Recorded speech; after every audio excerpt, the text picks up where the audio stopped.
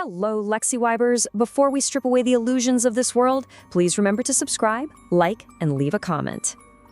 It all begins with a question. A single question that hangs in the air like frost, long before it's ever even spoken.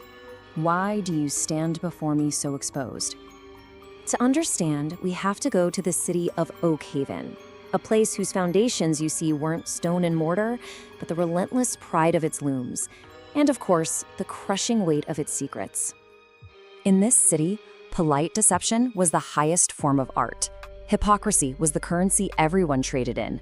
The elite, they just drifted through their days, draped in the performance of piety, while their corruption was tucked just beneath the silk, their hearts cold and completely unseen. But eventually, the people grew tired. They got sick of their golden kings.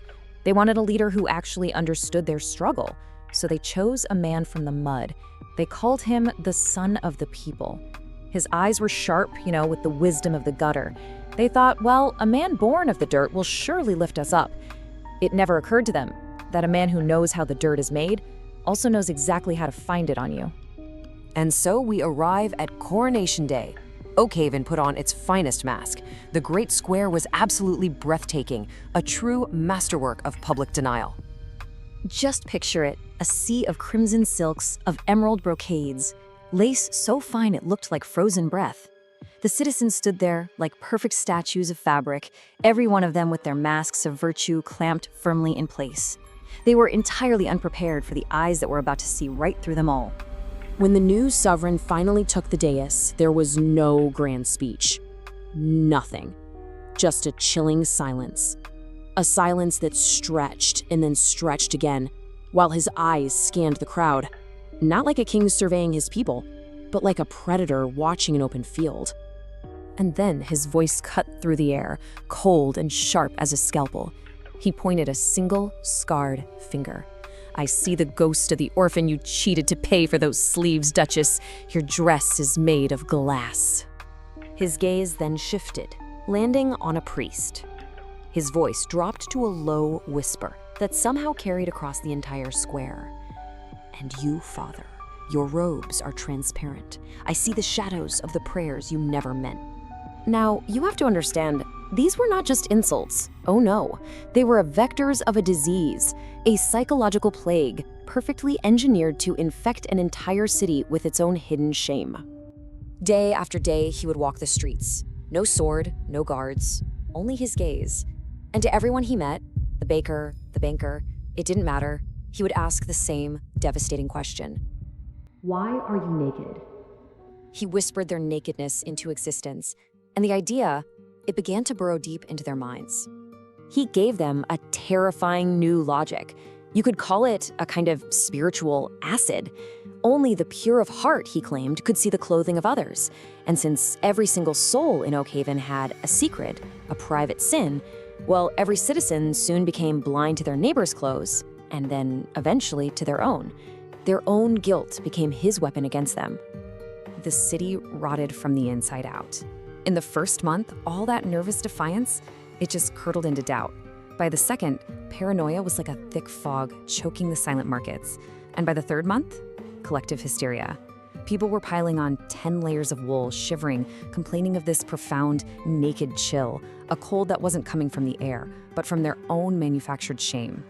The end, well, it finally came during the Great Winter Festival. Subzero winds howled through the icy streets of a city that was now frozen in its own lie. And there he was. The sovereign appeared on his high balcony. He wasn't exposed. No, he was encased in heavy, obsidian black armor that seemed to suck the very light out of the air. Below him, the masses shivered and wept, clutching at their bodies, utterly convinced that they were bare in the freezing snow. But then, a voice, so small and as clean as new snow. A child, too young for the weight of guilt, pulled on his mother's sleeve and just whispered, "But mother, they all have shirts." The mother didn't even look. She slapped the child's hand away, her face a mask of phantom shame. "Hush," she hissed, her voice cracking with hysteria. "We are all bare before his truth." And in that moment, right there, the sovereign's victory was absolute. Because there was no magic, there was no grand illusion. The method behind this citywide madness was horrifyingly simple. He weaponized a universal truth. Every single person has secrets. He exploited their natural guilt, twisting it into a feeling of physical exposure, of nakedness.